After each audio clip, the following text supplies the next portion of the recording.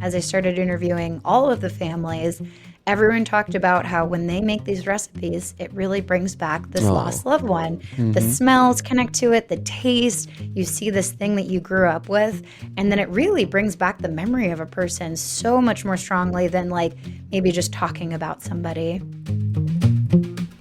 Welcome to Being the Change, the official podcast of James Madison University, brought to you by Madison Magazine.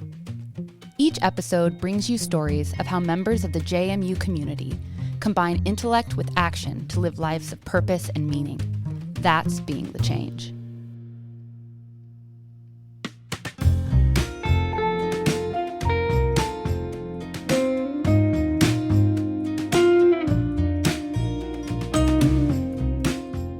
What's up, JMU? Welcome to Being the Change. Andy Perrine here. This is a special episode in honor of Thanksgiving. And, you know, as it approaches, all of us are thinking about food and we're thinking about family and recipes passed down through generations and dishes that make us feel like we're at home and the olfactory senses that remind us of our youth and our cousins and our grandmothers and our extended family. And to celebrate that feeling, our guest today has taken the idea of food and family and memory to an entirely new and I would argue unprecedented level. It's JMU alumna Rosie Grant. She graduated in 2012, and she's become an internet sensation by uncovering recipes engraved on gravestones. Who knew that was a thing? I didn't know it was a thing until I came across Rosie. And, you know, families do this to honor their past loved ones who had a special recipe for a cookie or a pie or whatever, or in some cases, a delicious dip that Kelly Clarkson couldn't get enough of. And she started a really curious research a while back, and it's become a viral project on TikTok. And as I just mentioned, she's got a new book out called To Die For, a cookbook of gravestone recipes, and she was featured on the Kelly Clarkson show in late October. And so as we head into the holidays, we thought it would be really fun to have Rosie on the show and have her remind us that recipes are more than just instructions.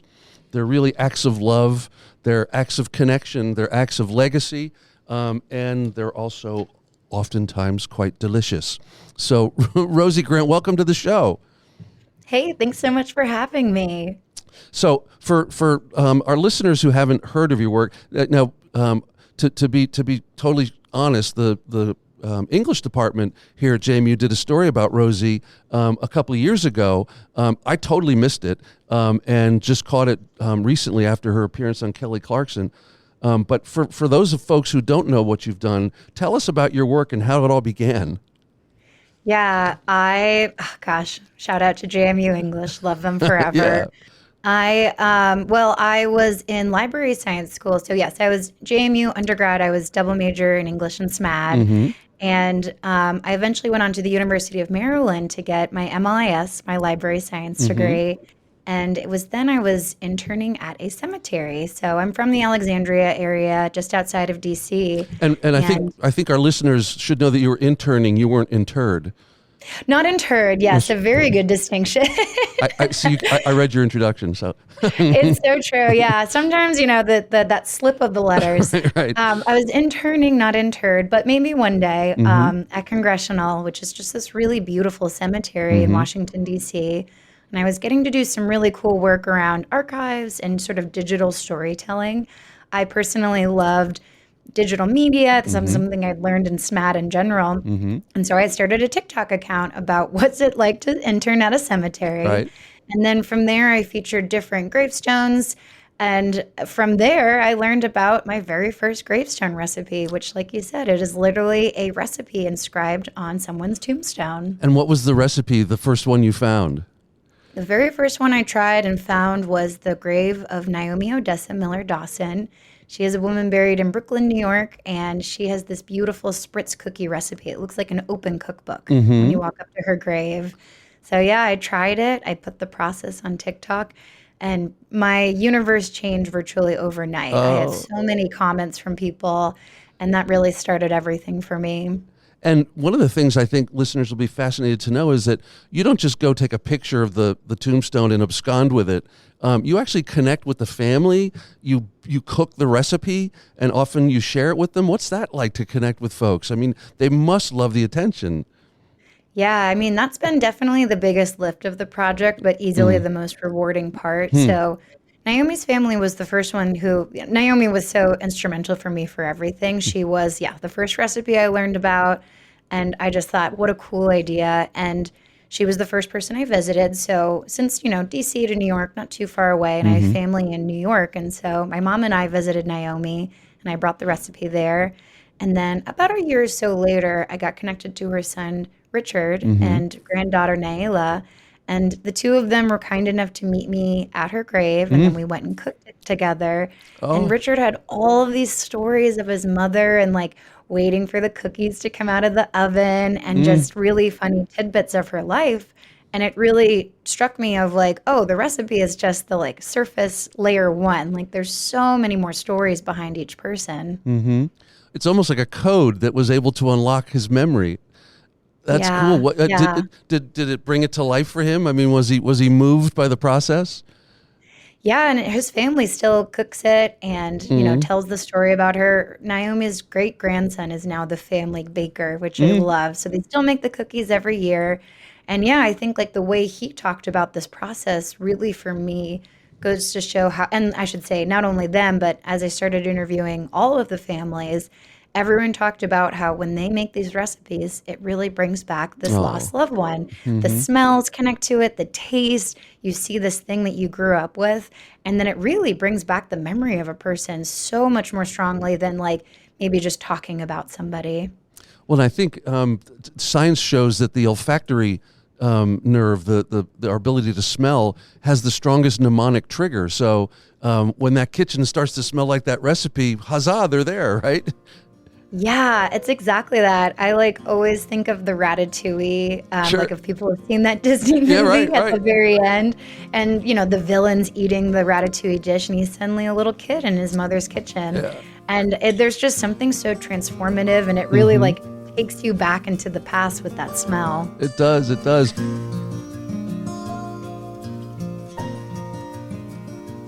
I should note for our listeners, please go to YouTube and look up Rosie's appearance on Kelly Clarkson.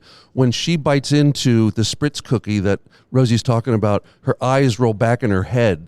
I thought she was gonna go. I thought she was gonna go down. It was so exciting seeing how, I mean, just in general, people have been so lovely.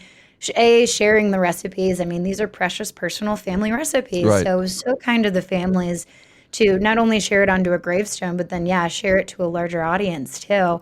And I mean, Kelly's reaction was so That amazing. I was loved how great. she reacted to the dip as well. Oh my God. Her staff, I mean, right? Like it was so fun. She said that she would hide it at the party so that nobody else got it. Right? Isn't that what she said? It is, yeah. That and the Texas sheet cake as Yeah. well. Right. I mean, they're really, I mean, the recipes, I should say, none of them are that complicated. Right. They're cookies and ranch dip and cake. Like they're pretty simple, but they're really, really special. Well, now, so Naomi was the first one, and it started to take off. You said your life was changed immediately. What then happened, and how did you then decide that you were going to go on this exodus to find more? Yeah, I think like I was, we all know the woes of the internet, and I think I was very struck by how personal people were commenting on things and sending questions. Obviously there were a ton of messages like, wow, cool, didn't know people could do that. And what would I put on my gravestone? Which I thought was really, just like light engagement of people, Sure. thinking about it for themselves. But even more so, I got so many messages of people saying things like, my mom died recently. I still make this recipe when I miss her. Or my dad died 10 years ago. I make this recipe every year and it makes it feel like he's still here with me. And it was just one after another, really personal food stories. So I think that was a very big aha moment of like, oh, this is a thing. And while I was learning more about Naomi, I learned there was a woman named Kay who had a fudge recipe. She's buried in Utah. And then there's another woman named Maxine Oh. who has these amazing Christmas cookies. She's in Iowa. And so the first, I'd say maybe 8 of them I found just through Google searches on the internet. Right. They were famous before I came along. Sure. And then after that, the families themselves started reaching out to me and saying, like, I thought my mom was the only one who did this. You should try her cheese dip recipe and things like that. So it created its own virtuous cycle. That's great. That's amazing. Basically. Well, how many have you actually photographed and made now at this stage? So at this point, I have photographed 42 of them. There are 40 featured in the book. One family. So with each person who's featured in the book, I would ask for permission to include them. One family, I should say, I was shocked any of the families were down for this, just because like they're going through grief and this is a very personal thing, and like sharing this with a larger group, like, you know, they were basically like welcome to do whatever they were comfortable with. And one family basically wrote back and they were like, you know, thank you so much. We hopped on the phone and kind of talked through the project. And they're like, we're still grieving our person and it's hard to talk about it. Sure. And so the rest of them, though, were down to do interviews. And usually one interview would be like, oh, you also have to talk to her best friend. And it would turn into more oral histories and transcripts and that sort of thing. So, yeah, I visited 42 and I now at this point have 10 new recipes. So I haven't geolocated all of them and I need to reach out to their families. But the rest I've visited and talked with people. I just learned about my very first European one. There's one in Amsterdam. So I guess I'll be going there in a year or so. Oh, that's awesome.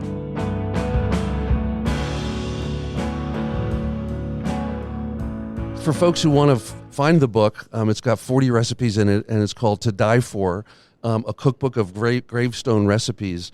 And how has, I mean, it's just come out. It came out in late October. I found it at the Books A Million in Harrisonburg. Yes, I did. Yeah, I try to buy books at local bookstores rather than online, and there it was. So go out and get yourself a copy. Everybody who's listening, now that you've become sort of, you know, famous. You still come across as, well, I didn't know you before, but you come across as very down to earth, very about the work.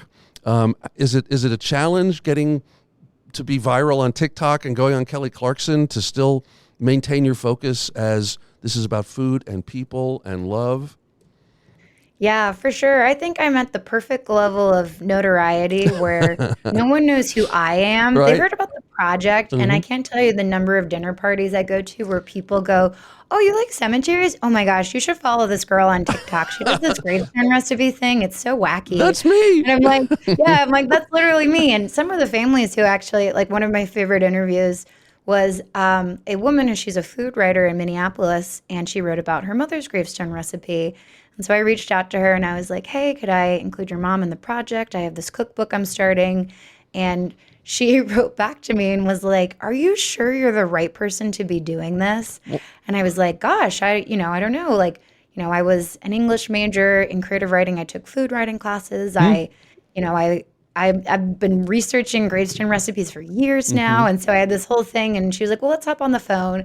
And then on the phone again, right before the interview, she was like, are you sure you're the right person? And I was like, well, who do you think should, like, do you want like, I don't know, like some famous food writer would like, you know, someone equivalent to an Anthony Bourdain be better? And she's like, well, no, there's this TikToker who does this gravestone recipe thing. And I think she should be writing the book. And you're like, yeah, she should be. Yeah, you're absolutely right. So hopefully I never get more famous than this. This is like that sweet spot. I get to live my life and do what I like doing. Right. But I am glad people know about the project. That's been really wonderful. Well, what's the knock-on effect of going on the Clarkson show?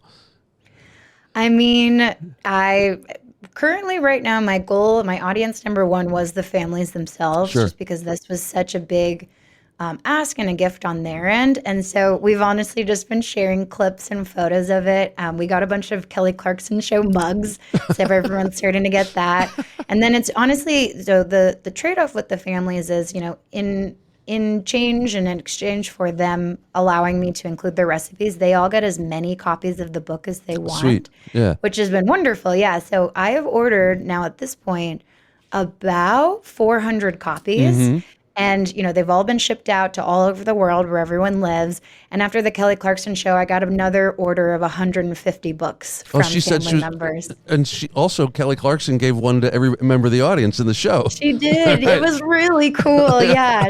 It was, I mean, and this was now actually my second time doing the Kelly Clarkson show. So I guess Kelly really likes cemeteries, which is really cool. That and free food. Yeah, seriously.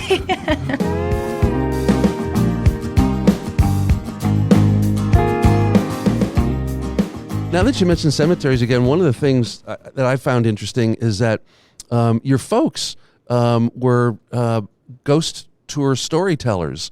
And so you grew up around cemeteries and around the macabre.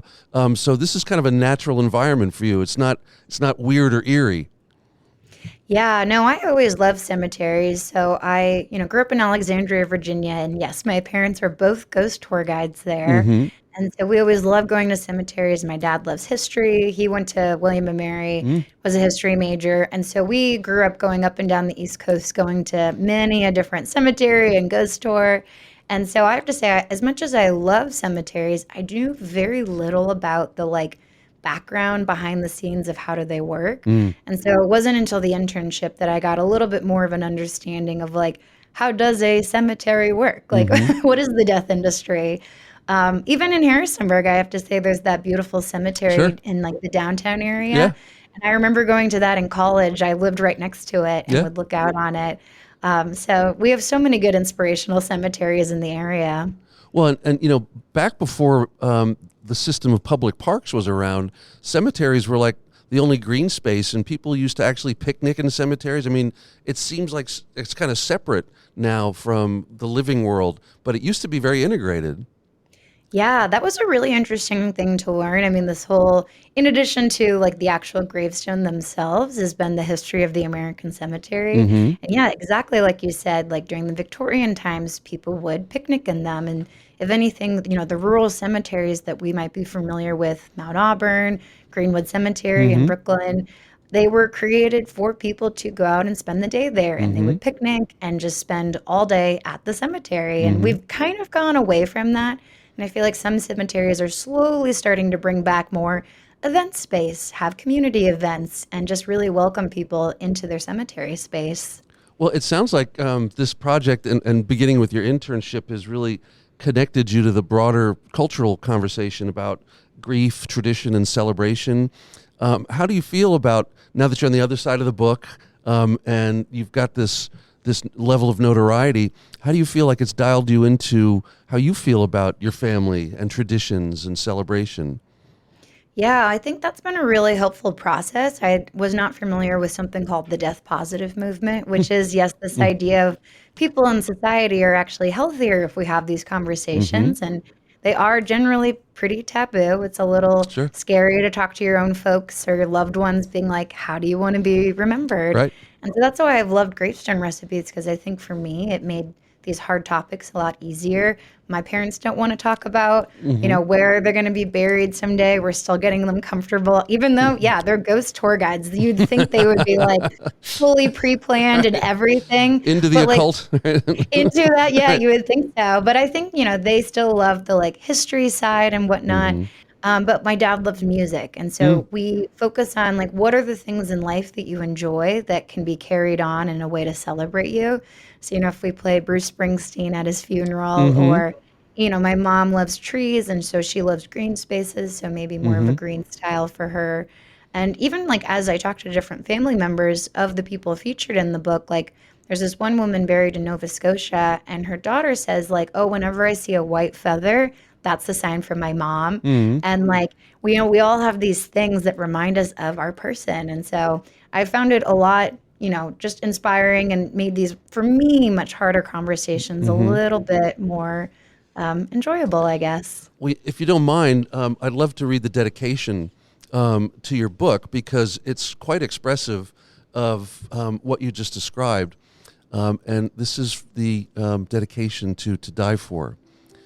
To my grandmothers, Catherine McCarthy and Rosemary Grant, who knew that a good meal isn't just about the ingredients but the stories told around it. You showed me that the simplest food, when shared with love, can be transformative. You taught me that life's best moments happen at a crowded table, where laughter spills like wine and time fades into the background. I hope to honor the way you both lived, with appreciative laughs, favorite tales told again and again, and an abiding reverence for the meals with the people you love.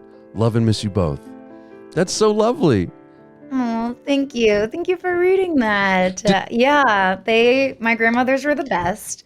I should say my grandmother Rosemary, who, yes, is in the dedication, encouraged me to be an English major, and she actually paid for my tuition at JMU. Oh, And was just so she was such an inspiration to storytelling. And then my other grandmother, Catherine, who grew up in Vienna, Virginia, she was so inspirational of just gather, eat and gather. right. Like there's nothing better in life. Totally agreed. Well, that's so lovely that you're her namesake and she paid for your JMU tuition. How was your experience in the English department at JMU?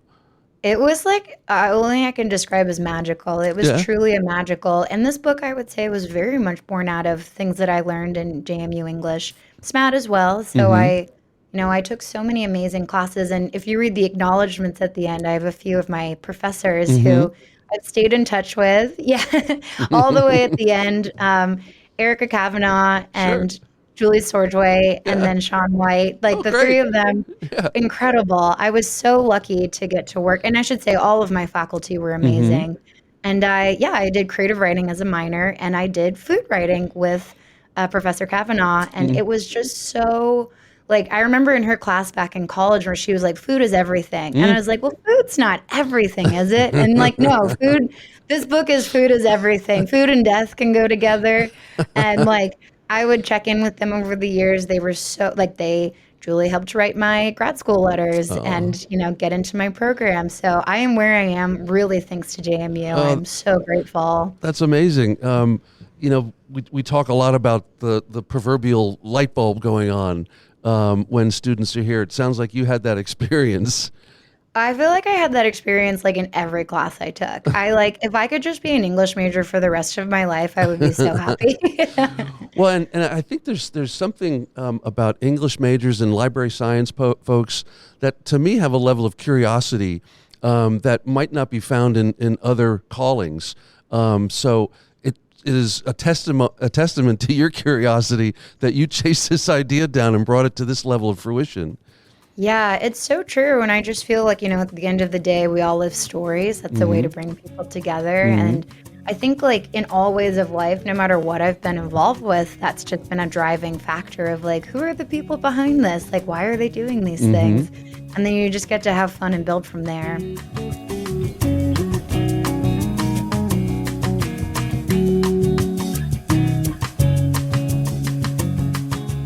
Now, before we start wrapping it up, do you have any funny stories to tell about some of the encounters along the way that our listeners would get a kick out of?